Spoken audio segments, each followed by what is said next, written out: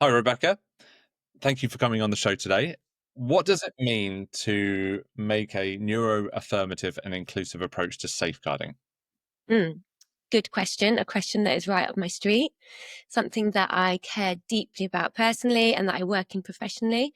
And I guess the word neuroaffirmative is quite a big word, and maybe a word that some people understand really well and other people maybe don't. Um, so maybe just to go into what neuroaffirmative means to start with. Neuroaffirmative means valuing the idea that we all experience the world in different ways, valuing the idea that our brains all function in different ways, and valuing the idea that perhaps what we do professionally therefore needs to align to each person individually. It needs to align to their preferences socially, their preferences in a sensory way, their preferences across loads of different ways to individuate what we do rather than professionally creating a kind of one size fits all model, which is perhaps something that the education system particularly makes a kind of compliance model of this is how we do things. And so to have a neuro affirmative approach means that we accept each person as they are and that we are the ones that adapt our approach rather than the other way around. I really liked your wording on the fact that it's up to us to change our way in which we approach someone who is neurodiverse. And Mhm. that's something that's needed to happen for a very long time. And yes, it makes it very, very difficult when your workplace or the education system has been structured in a way that actually what we're finding we're doing is we're shoehorning kind of approaches to support people in there just to make sure it works. Do Mm. you think that there needs to be more of a focus on going, right, okay, we all think differently, we all act differently, our minds are completely different from somebody else's. And so we need to kind of make sure that when it comes to approaching from a safeguarding point of view, we take that into account. That people aren't always going to express themselves in the same way. Yeah. There's no one size fits all with how we can do it. Mm.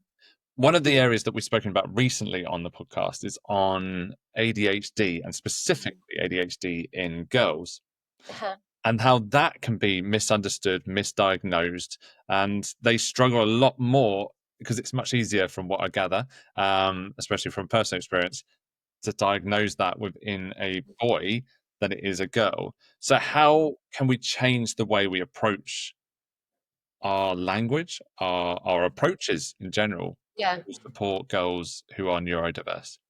Yeah, I love this question and it massively connects with what I do. And I guess I specialize particularly in neurodiversity or neurodivergence within females, which is often misdiagnosed or missed, particularly for autistic girls and women, as well as ADHD girls and women, because it often looks different. And then there's been a gender bias within the research around ADHD and autism that has a big focus on the male presentation of what that looks like and ways to identify that.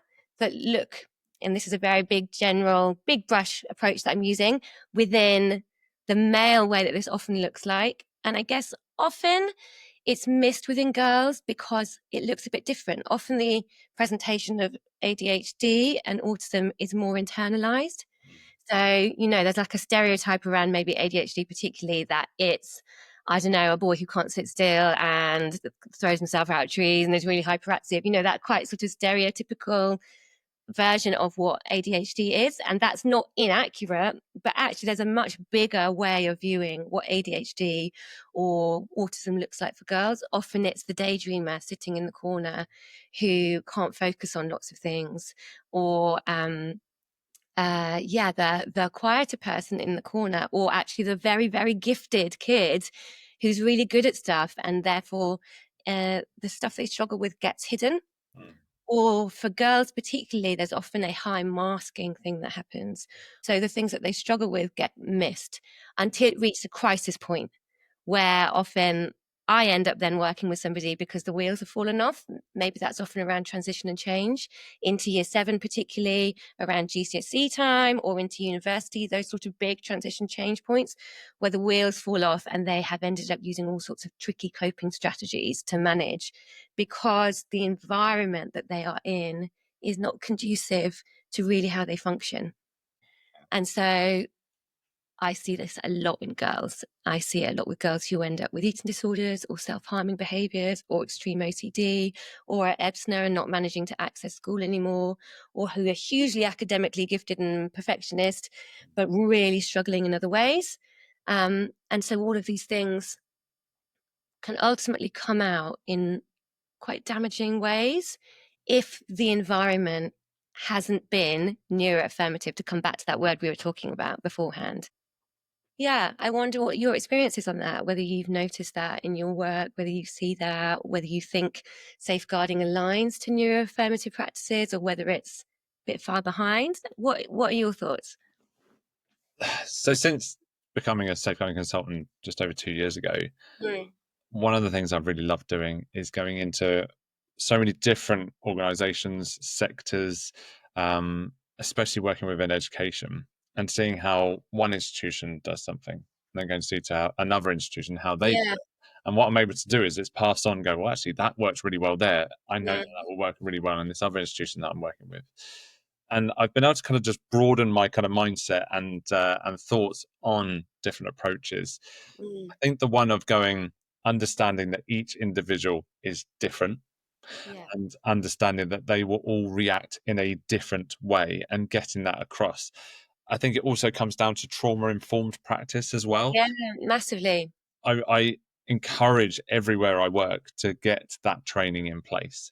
Mm. Make sure that it's about communication techniques. Whenever I'm delivering training, especially one that I'm doing with a number of higher education institutions at the moment, is on one, basically navigating difficult disclosures and how to actually incorporate that as a whole organization, not just thrown straight to the safeguarding team, but actually you're going to have situations where a member of staff, not necessarily teaching staff, will come into contact with someone who desperately needs to be able to kind of like disclose or report something. How do Yeah. you approach that? And how do you understand the differences in people's approaches? That somebody might be hysterical and shouting and screaming and crying. How do you deal with that situation? Or there might be the person who's really quiet and Mm. doesn't want to say anything. And you initially can be forgiven for thinking, oh, they're just being rude. They're not Mm. passing, they don't want to talk to me. Well, actually, probably you are the right person at that right time. You Mm. just need to find the right approach to dealing Mm. with things. I'm interested to find out a bit more about Myriad Collective and Yeah. what is it that you do and how is it that it benefits those who have neurodiverse conditions? Yeah. So the Myriad Collective is kind of the culmination of maybe the last 20 years that I've had of working within the NHS, within education as a music therapist and an integrative psychotherapist. Um, and I really formed it to be able to create an organization that supports and values difference, and that um, is a place for people to go when they're in crisis, whether that's families or children or young people or adults. We particularly specialize in neurodivergence. So for people who are diagnosed or wondering about whether they might be diagnosed with ADHD or autism. I don't even love the word diagnosis because that comes from a very medical model approach to this. And Myriad Collective is all about being neuroaffirmative, which means perhaps not using the language of deficit, of impairment, of disorder, but using the language more of difference, of individual ways of experiencing the world, of each having a unique way of being, without negating the challenges, right? If you're autistic or ADHD, there are challenges that come with that sometimes, particularly for parents often.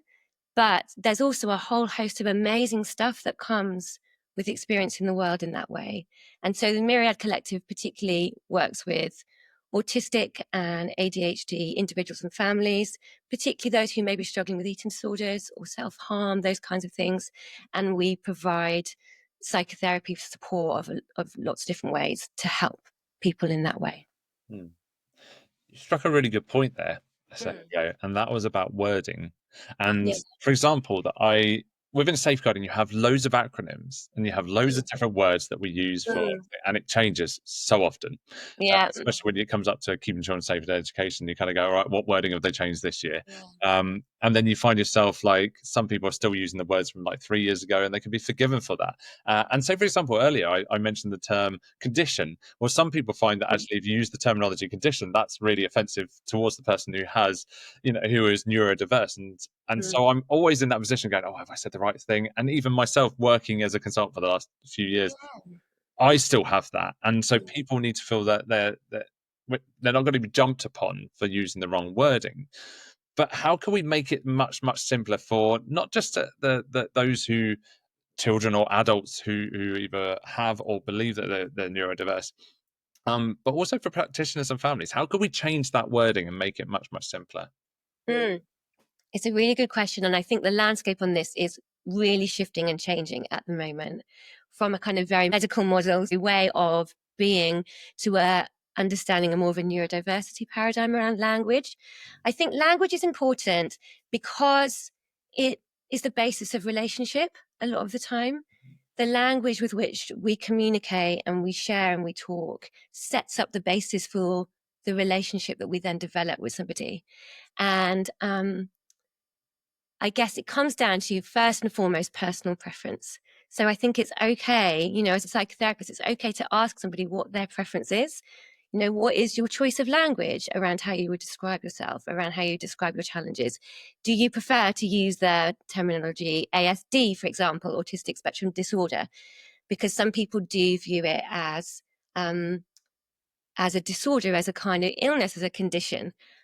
But other people really don't see it like that at all, and see it more as just a way that they work and function. So there's something, first of all, about giving voice to each person's personal choices and personal preferences, rather than just going straight ahead with using the perhaps terminology that you, I don't know, have been given, particularly within systems like the education or the NHS, which have quite set language. So I think there's something about giving autonomy and advocacy and giving space for different ways of expressing that. I think we are very focused on words and language, but maybe there's a way to bring in other ways of expressing things through play or through sensory stuff or through other ways of being able to express that. One of the things that we can do is when we're not using the right wording, or we're seeing people as if they've got a problem or something like that, they feel that they're isolated, Yeah. and they feel that there's something wrong with them. And when it don't necessarily have to have conditions or diagnosis to feel, actually, when someone says you have a problem, that's quite upsetting for you, and it can actually affect your mental health because you think there's Mm. something wrong with me. Whereas, like, the wording you're using is actually saying, actually, no, there's not anything wrong with you. You're just different, and we're all different, and so Yeah. that's perfectly fine. However, we do have an issue within the sectors, or I say sectors because there are numerous of them, Mm. where sometimes people can feel alienated. And so, what is it that we could do to change the way that we're approaching things, speaking about things, in order to make sure that people feel that they haven't got a problem and that they're not pushed to the sidelines, as it were, within any sector? Yeah, I mean, this is a really tricky one because the way things are set up often is in that quite othering way. We have SEND, specialist educational needs, and I understand why we have that, but that sometimes I'd also question the special. Like, actually, we're all different, and if, for example, mainstream schools could be developed in a way that had more flex and adaptability and creativity and ways that encompassed all the ways that we are as people, then maybe there wouldn't really be a SEND crisis to start with, because we would be able to provide an inclusive approach for everybody. Um, I think as adults, for example, we have autonomy to choose what we wear, where we go, when we do it. Often with our young people and children, we don't give them choice and autonomy over those things. So there's something important, I think, about perhaps coming from the perspective of each person is unique, each person is individual. And sometimes when children and young people particularly get given diagnoses, these labels sometimes can feel, for some people, like a burden, like I'm somehow broken, that I'm somehow not okay. A lot of the work that I end up doing is actually around questioning that about, is it that you're broken, or is it that you experience the world in a very unique personal way, and that is okay? That maybe it's the environment around you that often doesn't help. I think it's the work of Dr. Luke Bearden, who's a professor at Sheffield Hallam University in experiencing autism. And he has this really helpful equation that's about environment plus autism equals outcome. And I think you could probably apply that to any person who's neurodivergent in some way, that actually it's the environment that creates the outcome. The problem isn't located within the person. It's not that the autistic or ADHD person is the problem. It's the environment that you create around them that either allows them to thrive or actually causes huge issues that means they can't even survive in the environment of school. So my challenge really would be to the environment that the neurodivergent person is in the first place. How can you be more inclusive? How can you adapt to needs and flexibility and all that stuff? Yeah, there's probably loads more things to say, but that's my kind of overall arching thoughts on it. Yeah, you've got big companies who will build a gym within their offices, or they'll build these kind of like sleeping pods and stuff like that, because they're Yeah. going, we know that if we look after our staff and we provide them with what they need, have a nice, healthy environment, they'll be able to produce so much more. All you're saying is that, why don't we do that for everyone? Not just what we believe is the majority, but actually we're doing something to kind of protect everyone and provide for their needs. And sometimes there are simple little things that businesses can do, companies, schools, just to make sure that we are inclusive of everyone's needs. Because I'll be really honest with you, when I was at school, I was chucked out of a load of lessons, not because I was naughty, just because I couldn't sit still. I found it very difficult to concentrate for a full hour on something. And then it was not a surprise to a lot of people when I went, oh, my doctor said I should go and check out if I've got ADHD. And this is like when I'm in my mid-30s. So, and for me, it kind of like I was able to kind of look back on my past and go, my environment wasn't for me.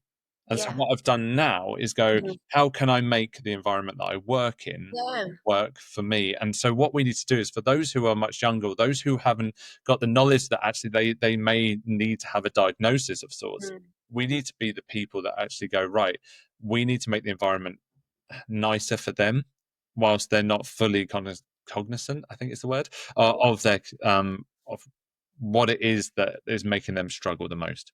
Yeah. I think that's really powerful. And I think, the school system is amazing in many ways, but I think it probably only works really effectively for about a third of the kids there, maybe 50%. And, the reason that you struggled in school was not your fault, Chris. It's not because there's something wrong with you. It's because the environment is not conducive to how you work and function. And I think that is a huge contributing factor at the minute to increases in mental health problem, increases in SEND crisis, increases in absences and non-attendance from school, all of those things, because we're trying a compliance model of trying to force our children to fit into a mold that is not always going to be helpful for them. So, yeah, inclusion is about, not just about adding a chair to the table, it's about changing the whole room.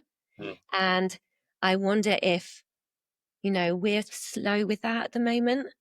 And there's a challenge to us as adults to be able to think much more about that in our parenting, in our work, in our school environments. How can we actually listen to our children's needs and allow them to say and validate what they're saying rather than squashing it a lot of the time? Your experience could have been very different in school if someone had said, you know what, Chris, actually, it's all right. You don't have to sit down for 6 hours a day. You can go and take movement breaks. You can do sport most of the time. You can do a shorter schedule. You can, all of those types of things. It could have been quite different, right? Yeah, absolutely.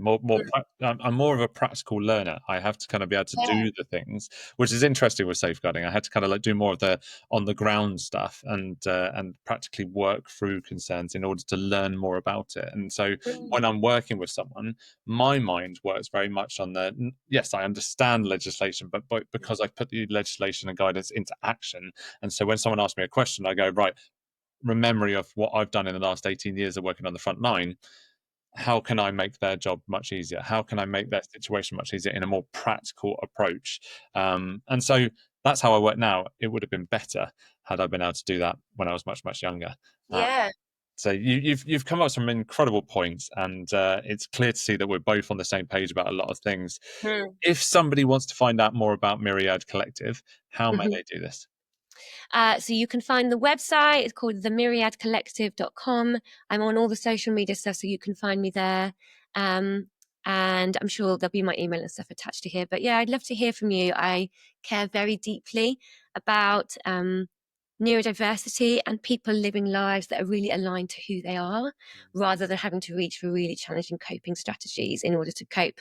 And I know it personally with my own family, and in my many years of sort of professional work. So yeah, do get in touch if you just like to have a chat, and I would love to see if I can help somehow.